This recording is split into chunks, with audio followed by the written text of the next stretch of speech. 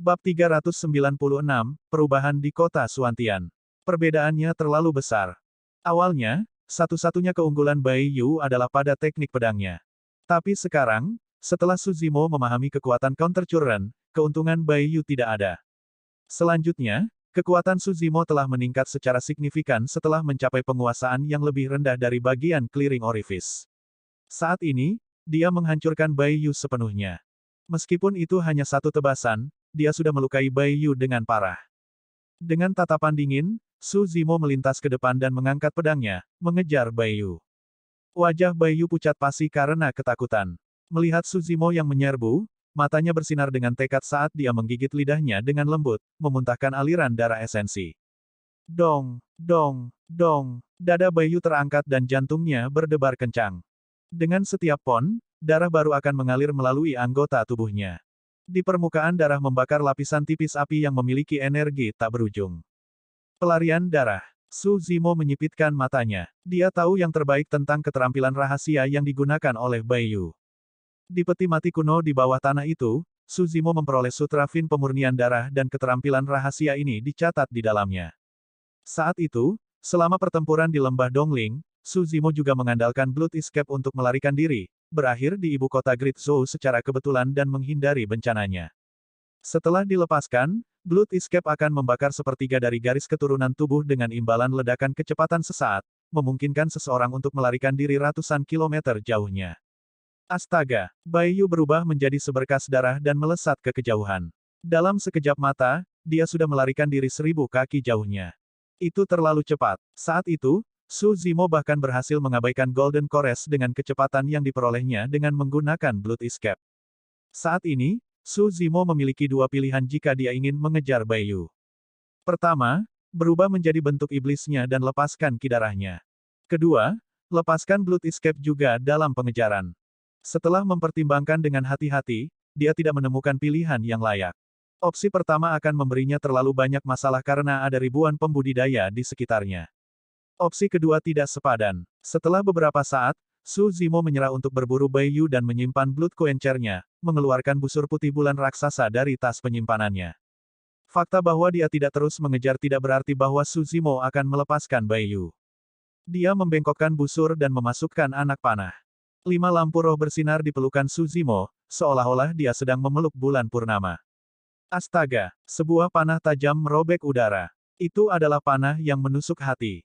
Mengingat kekuatan lengan Su Zimo, ditambah dengan senjata roh semu, Moon Concealment Bow, panah itu melesat dengan kecepatan kilat, menusuk ke arah punggung Bai Yu. Bai Yu, yang berada di Blood Escape, merasakan sesuatu dan menghancurkan jimat pelindung. Ledakan. Panah itu meledak dengan ledakan keras setelah mengenai jimat pelindung. Tubuh Bai Yu bergidik dan dia batuk darah sekali lagi, terhuyung-huyung dan hampir jatuh. Tertawa ke langit, Su Zimo menyatakan dengan keras, "Baiklah, kamu beruntung karena kamu berhasil menghindari panah itu. Aku akan mengampuni hidupmu hari ini. Juga, itu semua berkat bantuanmu sehingga aku bisa memahami kekuatan counter current. Jika bukan karena serangan tanpa henti Bai Yu yang memaksa Su Zimo tidak punya tempat untuk mundur, dia mungkin tidak akan bisa mendapatkan pencerahan tentang kekuatan yang bisa melawan situasi putus asa itu." Bai Yu berhenti sebentar dan berbalik untuk melihat Su Zimo dengan tatapan penuh kebencian. Merasakan tatapan Bai Yu, Su Zimo tersenyum tipis. "Kamu sebaiknya menyembunyikan dirimu di medan perang kuno mulai sekarang. Jangan biarkan aku melihatmu lagi atau kamu bahkan tidak akan mendapatkan kesempatan untuk melepaskan Blood Escape saat kita bertemu lagi nanti." Sambil menggertakkan giginya dengan penuh kebencian, Bai Yu meraung dan berbalik ke depan untuk terus berlari. Setitik darah di udara menghilang dari pandangan semua orang tak lama kemudian. Kenyataannya, Bai Yu kemungkinan besar akan hancur bahkan tanpa Su Zimo mengejarnya. Sekuel dari Blood Escape agak menakutkan. Baik itu manusia atau iblis, membakar sepertiga dari garis keturunan mereka akan menyebabkan mereka menjadi sangat lemah. Bahaya mengintai di mana-mana di medan perang kuno. Kecuali Bai Yu berhasil menemukan tempat yang benar-benar aman sebelum Blood Escape berakhir, dia pasti sudah mati. Menyingkirkan busur penyembunyian bulan, Su Zimo pergi dengan santai di depan tatapan terkejut semua orang. Dia telah menerima keuntungan besar untuk perjalanan ini. Saat ini, satu-satunya hal yang tersisa untuk dilakukan adalah membiasakan diri dengan 5 kuda-kuda dan memahami kekuatan dari 4 kuda-kuda lainnya. Setiap sikap berhubungan dengan kekuatan yang berbeda. Tentu, niatnya juga berbeda. Mengambil napas dalam-dalam, Suzimo membandingkan dengan peta dan melesat menuju kota Suantian. Saya baru saja meninggalkan kota selama 10 hari. Saya harap tidak ada yang berubah. Itulah yang Suzimo harapkan. Utara kota Suantian. Aula belakang Sekte Eliksir Yang. Itu adalah keriuhan kebisingan, dengan para pembudidaya sesekali mencaci maki dengan nada yang tampaknya marah. Bahkan ada raungan binatang buas bercampur dan itu mengejutkan. Di sudut aula belakang, seorang wanita bersandar ke samping. Dia memiliki tubuh mungil, wajahnya pucat, bibirnya ungu dan matanya tertutup rapat, tidak diketahui apakah dia masih hidup. Itu Su Xiaoning. Di depan Xiaoning adalah binatang iblis yang tinggi dan kuat dengan sisik hitam pekat di sekujur tubuhnya. Itu menyerupai serigala dan harimau dengan cakar dan gigi yang sangat tajam saat mengamati sekeliling dengan mata hitam pekatnya dalam permusuhan. Itu tidak lain adalah roh malam. Night Spirit berdiri di depan Xiaoning dan ekornya berayun lembut dengan jejak darah berkilauan di ujungnya. Tidak jauh di depan Night Spirit, sesosok mayat tergeletak di lantai dengan lencana sekte eliksir yang di pinggangnya. Ada lubang berdarah di gelabelannya dengan darah hangat mengalir keluar darinya. Jelas bahwa orang itu baru saja dibunuh oleh Night Spirit belum lama ini. Yan Jun berdiri di seberang Night Spirit bersama dengan sekelompok murid Sekte Eliksir Yang, semuanya tampak marah dan gelisah. Binatang sialan, kamu benar-benar tidak tahu apa yang baik untukmu, sama seperti tuanmu. Yan Jun memarahi dengan dingin. Seorang kultivator berteriak, binatang, beraninya kamu membunuh murid Sekte Eliksir Yang. Kau akan membayar nyawanya dengan nyawamu. Para pembudidaya lainnya menunjuk Night Spirit dan memarahi juga. Meskipun masing-masing dari mereka memegang pedang terbang mereka, tidak satupun dari mereka berani menyerang sembarangan. Semua orang telah menyaksikan cara kultivator dari sebelumnya meninggal. Dia dibunuh oleh Night Spirit bahkan sebelum dia bisa mengeluarkan pedang terbangnya. Merasakan permusuhan dari semua orang yang hadir, tatapan Night Spirit dingin saat membuka mulutnya sedikit, mengeluarkan geraman dingin dari kedalaman tenggorokannya. Mengingat karakter kekerasan Night Spirit, itu harus terlibat dalam pembantaian sekarang daripada menanggung omelan dan penghinaan dari para pembudidaya ini. Ada beberapa kali ketika Night Spirit menurunkan tubuhnya, memasuki posisi bersiap untuk menerkam. Namun, itu menelan semuanya kembali ke dalam. Itu berbalik dan melirik Su Xiaoning dari waktu ke waktu, khawatir tentang keselamatannya. Bahkan, ada jejak kekhawatiran dan rasa bersalah di matanya. Night Spirit berpatroli di sekitar Xiaoning. Dari sudut itu bisa memblokir setiap ancaman yang masuk. Saat itu, seorang murid Sekte Eliksir yang datang di samping Yan Jun dan berkata dalam-dalam, kakak senior Yan, mari kita abaikan Suzimo itu dan bergandengan tangan untuk membunuh binatang iblis ini. Tidak peduli seberapa kuat binatang ini, tidak mungkin dia bisa bertahan melawan begitu banyak dari kita, kan? Betul sekali. Kultivator lain mengangguk. Kita tidak bisa membiarkan Junior Brother Pu mati begitu saja. Semuanya, mari kita bekerja sama untuk membunuh binatang ini sebagai balas dendam untuk saudara muda Pu. Dengan ekspresi gelap, Yan Jun merenung sejenak. Tiba-tiba, dia mengangkat telapak tangannya dan berkata dengan dingin, semuanya, bersiaplah. Bab 397, Pembunuhan yang Baik. Tunggu. Sesosok berjalan dengan cepat dari luar pintu. Meskipun dia mengenakan pakaian pria, matanya menyerupai lukisan dan wajahnya sangat halus, yang tidak lain adalah komandan Sekte Eliksir Yang, Tang Yu. Menyapu pandangannya, dia mengerutkan kening ketika dia melihat murid eliksir yang sekte yang mati di lantai. Ketika dia akhirnya melihat Xiaoning, ekspresinya berubah dengan jelas saat dia berteriak, racun korosi mayat ungu. Paman Liang mengangguk dengan ekspresi muram. Wajahnya pucat dan bibirnya keunguan. Itu benar, itu pasti salah satu dari 7 pembunuh racun sekte, racun korosi mayat ungu. Tang Yu awalnya dalam budidaya pengasingan tetapi hanya menemukan bahwa sesuatu yang besar telah terjadi setelah dia dipanggil segera. Dia mendengar dari rekan-rekan muridnya bahwa Xiaoning menghadapi serangan di jalan panjang di utara kota. Meskipun penyerang dibunuh oleh Night Spirit di tempat, Xiaoning terkena racun. Untuk berpikir bahwa itu adalah sekte racun. Wajah Tang Yu menjadi gelap dengan ekspresi mengerikan. Saat ini, sisi utara kota Suantian diawasi oleh Sekte Eliksir Yang dan Sekte Seribu Bangau.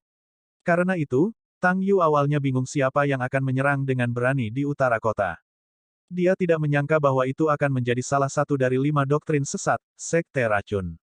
Meskipun murid Poison Sekte tidak kuat dalam pertempuran langsung, banyak faksi dan pembudidaya tidak mau menjadi musuh dengan mereka.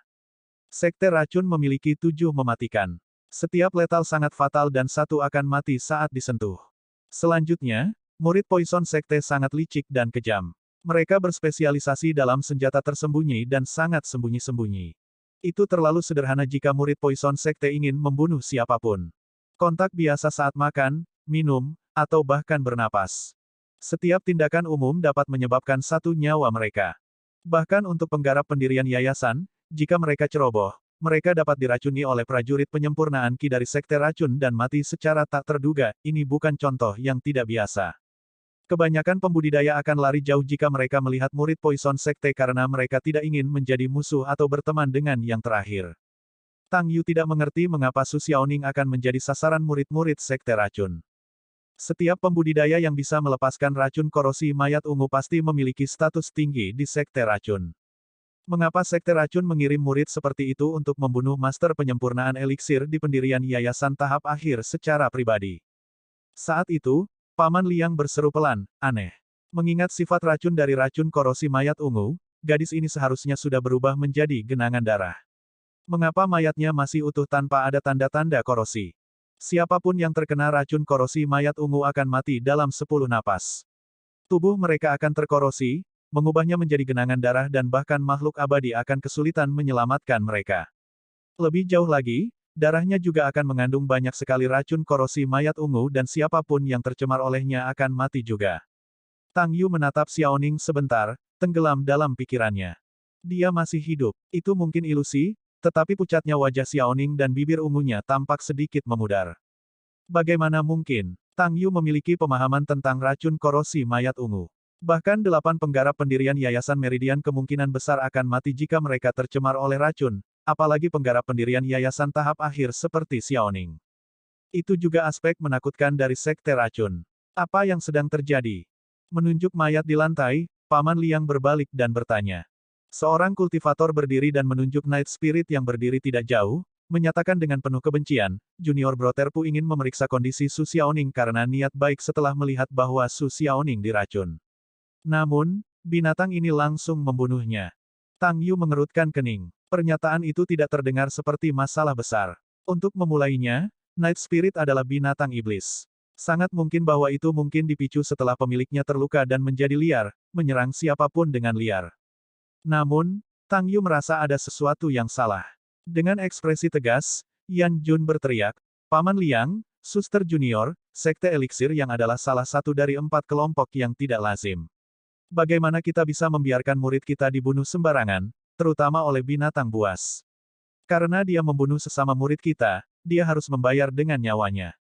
Berhenti sejenak, Yan Jun melanjutkan, itu binatang Suzimo. Karena binatangnya mendapat masalah, dia tidak bisa lepas dari tanggung jawab setelah kembali juga. Itu benar, kita harus membalas dendam untuk saudara mudaku. Bunuh binatang itu. Bunuh itu. Semua orang dari Sekte Eliksir yang meneriakkan dengan gelisah. Perkembangan peristiwa telah jauh di luar kendali Tang Yu. Tidak peduli apa, kelompok Suzimo masih orang luar. Jika dia memihak Night Spirit, dia tidak akan bisa meyakinkan massa dan memadamkan haus darah mereka. Sebaliknya, itu mungkin menyebabkan pertumpahan darah internal di dalam sekte. Menggigit bibirnya dengan lembut, Tang Yu mengerutkan kening dan merasa bingung. Untuk sesaat, dia tidak tahu bagaimana dia harus menangani ini. Paman Liang menghela nafas dalam hati ketika dia melihat ini. Tang Yu adalah bakat generasi muda Sekte Eliksir yang cemerlang dan cerdas, ada beberapa hal yang bisa disembunyikan darinya. Namun, dia tidak memiliki ketegasan dan dominasi. Tidak ada cara baginya untuk mengendalikan situasi tanpa hal-hal itu. Tiba-tiba, sesosok muncul di benak Paman Liang. Pria itu benar-benar. Paman Liang tidak bisa melanjutkan. Sulit baginya untuk memberikan evaluasi yang akurat tentang orang itu.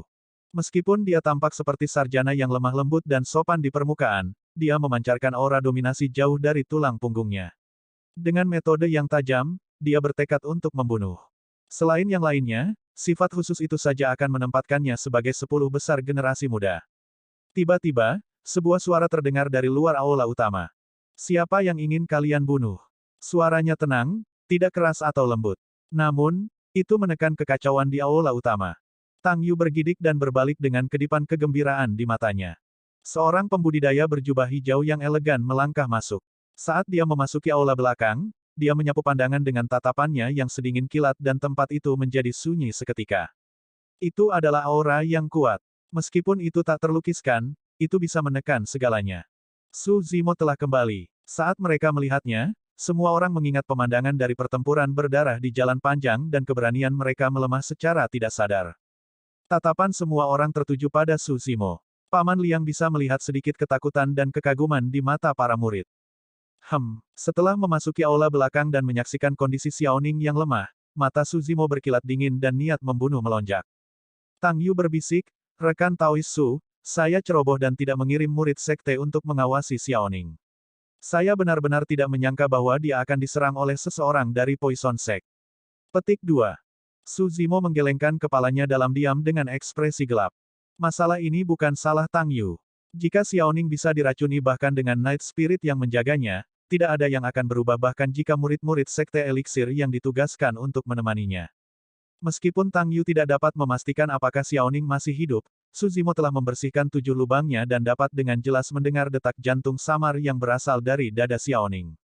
Selanjutnya, detak jantungnya tumbuh semakin kuat. Dengan kata lain, kondisi Xiaoning berubah menjadi lebih baik.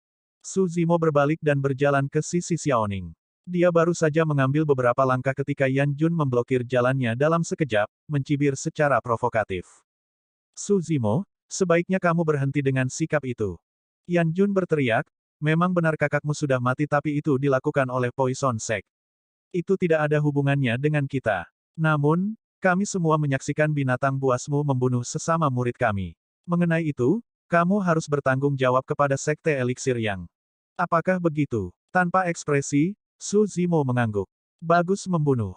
Apa katamu? Mata Yan Jun melebar. Nyah, Anda. Sebelum Yan Jun bisa menyelesaikan kalimatnya, Su Zimo mengulurkan tangan dan menamparkan Yan Jun dengan backhand-nya. Seketika, Yan Jun dikirim terbang dan mendarat di sudut, pingsan. Tempat itu menjadi gempar. Bab 398, Darah Roh Malam. Su Zimo, apa yang kamu lakukan? Berani. Betapa sombongnya. Banyak murid sekte eliksir yang berteriak secara emosional. Tidak peduli apa, Yan Jun adalah murid dari aula pertempuran sekte dan Tang Yu adalah satu-satunya yang berada di atasnya dalam status. Dia bukan seseorang yang bisa dibandingkan dengan orang luar seperti Su Zimo. Tang Yu dapat dengan jelas melihat bahwa meskipun pipi Yan Jun bengkak, dia hanya pingsan dan tidak mengalami luka parah. Mengingat kekuatan Su Zimo, jika dia benar-benar ingin membunuh dalam jarak itu, kepala Yan Jun akan hancur oleh satu tamparan itu. Dengan kata lain, Su Zimo sudah menunjukkan belas kasihan. Mengambil napas dalam-dalam, Tang Yu menyatakan, diam. Tuan muda, dia hanya orang luar. Bagaimana dia bisa bertindak begitu berani di wilayah kita? Betul sekali. Dia pasti sudah dibunuh oleh Istana Kaca dan Sekte Bumi Jahat sejak lama jika bukan karena perlindungan Sekte Eliksir Yang. Fufu, Istana Kaca dan Sekte Bumi Jahat bukan satu-satunya. Kedua saudara ini sepertinya telah menyinggung Sekte Racun. Di kerumunan, suara perbedaan pendapat terhadap Su Zimo terus terdengar tanpa henti. Diam. Dengan tatapan gelap, Paman Liang tiba-tiba berteriak.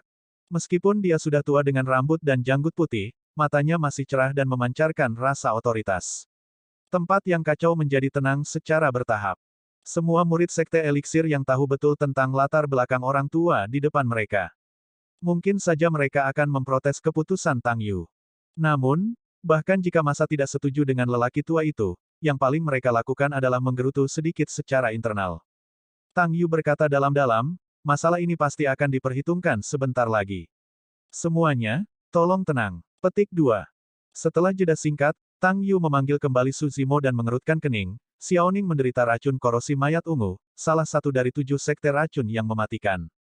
Hati-hati, racunnya sangat beracun dan mudah ternoda jika Anda ceroboh. Petik 2.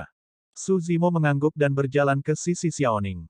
Menggeram. Night Spirit menundukkan kepalanya dan menggeram dalam, merasa sedikit bersalah. Su Zimo menepuk kepala Night Spirit sambil menggoyangkan kepalanya sendiri. Itu bukan salahmu. Jika itu adalah upaya pembunuhan biasa, tidak mungkin itu bisa melewati Night Spirit. Namun, pembudidaya sekte racun terlalu licik dan tidak ada cara untuk menjaganya. Dalam waktu singkat, ekspresi Xiaoning menjadi jauh lebih baik. Faktanya, pipinya sekarang lebih merah dan detak jantungnya semakin kuat, kondisinya membaik. Paman Liang tercengang saat melihat itu. 7. Mematikan sekte racun tidak dapat disembuhkan oleh pembudidaya manapun di luar sekte. Sepanjang hidupnya, Paman Liang belum pernah mendengar ada orang yang selamat dari racun korosi mayat ungu. Lebih jauh lagi, dari kelihatannya, racun korosi mayat ungu tampaknya menghilang sedikit demi sedikit dari dalam tubuh Xiaoning. Warna ungu di bibir Xiaoning memudar dan hanya ada beberapa tetes darah yang tersisa di atasnya.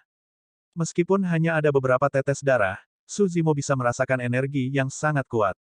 Itu jelas bukan darah Xiaoning. Su Zimo menyapu pandangannya dan melihat pergelangan tangan Night Spirit di mana ada luka dalam yang belum sepenuhnya pulih. Tidak heran, kembali ketika mereka baru saja memasuki medan perang kuno, Roh Malam telah menunjukkan teror garis keturunannya di mana ia bisa mengabaikan racun kelabang darah dan kebal terhadapnya. Alasan mengapa racun korosi mayat ungu dibersihkan dari tubuh Xiaoning seharusnya karena dia meminum darah Roh Malam. Itu juga tidak benar, Su Zimo berpikir lagi. Racun korosi mayat ungu sangat beracun dan akan aktif dalam 10 napas. Meskipun darah Night Spirit bisa membersihkan racun dari tubuh Xiaoning, itu membutuhkan waktu yang relatif lebih lama, bagaimana Xiaoning bisa bertahan di antara periode itu. Setelah membersihkan 7 lubangnya, panca indera Su Zimo menjadi lebih tajam. Sekarang setelah dia lebih dekat, dia samar-samar bisa merasakan kehangatan yang memancar dari dada Xiaoning bersama dengan aroma obat yang samar. Itu dia, Su Zimo tercerahkan. Tungku eliksir misterius yang dimiliki Xiaoning masih disimpan di area dadanya. Jika dia tidak salah, kehangatan dan aroma obat itu seharusnya dipancarkan oleh tungku eliksir. Tungku eliksir juga merupakan alasan mengapa arteri jantung Xiaoning dipertahankan sampai bisa mengambil darah Night Spirit untuk membersihkan racun di dalamnya. Su Zimo akhirnya menghela napas panjang dan tenang setelah memastikan bahwa Xiaoning baik-baik saja. Berbalik, dia memelototi mayat di tanah. Lubang berdarah di glabella mayat itu adalah bukti nyata bahwa Night Spirit melakukannya. Kau ingin penjelasan? Tentu, saya akan memberi Anda penjelasan. Mengamati sekelilingnya, Su Zimo berkata dengan acuh tak acuh, roh malam tidak akan menyakiti siapapun tanpa alasan. Jika orang itu mati, itu pasti karena dia melewati garis bawah Night Spirit. Omong kosong. Seorang pembudidaya sekte eliksir yang dengan wajah panjang berteriak, saudara mudaku mencoba untuk maju dan memeriksa niat baik. Namun, binatang buasmu membunuhnya tanpa alasan sama sekali. Kami melihatnya sendiri dan Anda masih mencoba menyangkalnya. Petik 2. Su Zimo tersenyum dan menatap tajam ke arah pria itu dengan tatapan dingin, menjawab dengan niat yang dalam, memang benar dia maju untuk memeriksa semuanya. Namun, kami tidak tahu apakah itu karena niat baik. Bagaimana apanya? Sedikit kepanikan melintas di mata orang itu. Su Zimo menoleh ke arah Tang Yu dan bertanya, Tuan Muda Tang, Anda menyebutkan bahwa racun korosi mayat ungu sangat beracun dan menular, kan? Betul sekali. Tang Yu mengangguk dan matanya berkedip, seolah-olah dia memikirkan sesuatu. Bahkan kamu akan takut untuk maju dengan santai, kan? Su Zimo terus bertanya. Iya, Tang Yu mengakui dengan anggukan. Memang, dia tidak berani mendekat setelah menyadari bahwa Xiaoning terkena racun korosi mayat ungu. Itu bukan karena dia berdarah dingin, itu hanya logika. Tiba-tiba, hati Tang Yu tersentak dan dia menyadari apa yang salah. Dia bergumam pelan, mengapa Junior Brotherpu menjadi yang pertama menuju dan memeriksa sesuatu yang bahkan aku tidak berani melakukannya. Paman Liang mengangguk dalam diam. Tang Yu melanjutkan, yang paling penting, tidak ada obat penawar yang tersedia untuk racun korosi mayat ungu. Tidak ada alasan bagi Junior Brotherpu untuk maju sama sekali. Petik 2. Banyak pembudidaya sekte eliksir yang tersadar ketika mereka mendengar itu. Mereka tidak akan maju jika mereka berada di posisi itu. Lebih jauh lagi, apa gunanya mempertaruhkan hidup mereka untuk maju dan memeriksa ketika mereka juga tidak bisa melakukan apa-apa tentang racun itu. Tatapan Tang Yu menjadi dingin saat dia memelototi mayat di lantai tanpa mengatakan apa-apa lagi. Tatapan Su Zimo melintas seperti kilat ke arah pembudidaya berwajah panjang dan berkata perlahan, saya menduga bahwa alasan mengapa orang itu maju untuk memeriksa bukan karena Xiaoning diracun. Itu karena Xiaoning tidak mati karena racun. Ekspresi kultivator berwajah panjang berubah sedikit saat matanya berkedip, dia tidak berani bertemu dengan tatapan Su Zimo. Sambil menyipitkan matanya, Su Zimo mengatakan kata demi kata, niat membunuh orang itu muncul setelah mengetahui bahwa Xiaoning tidak mati dan itulah sebabnya dia dibunuh oleh Night Spirit. Rekan Taois, apakah saya benar? Su Zimo mengintimidasi. Kultivator berwajah panjang memaksakan tawa. Bagaimana aku tahu? Berjalan perlahan menuju pembudidaya berwajah panjang, Su Zimo bertanya dengan tatapan gelap yang menyeramkan, apa yang kamu takutkan? Aku tidak. Dalam waktu singkat ini, jantungmu berdegup kencang dan napasmu menjadi cepat. Anda jelas panik. Juga, aku merasakan niat membunuhmu padaku beberapa saat yang lalu. Pada saat dia selesai berbicara, Suzimo sudah tiba di depan pembudidaya berwajah panjang. Wajah orang itu sangat pucat saat dia terhuyung mundur secara naluriah. Bahkan para pembudidaya lainnya tahu bahwa dia terlihat bersalah.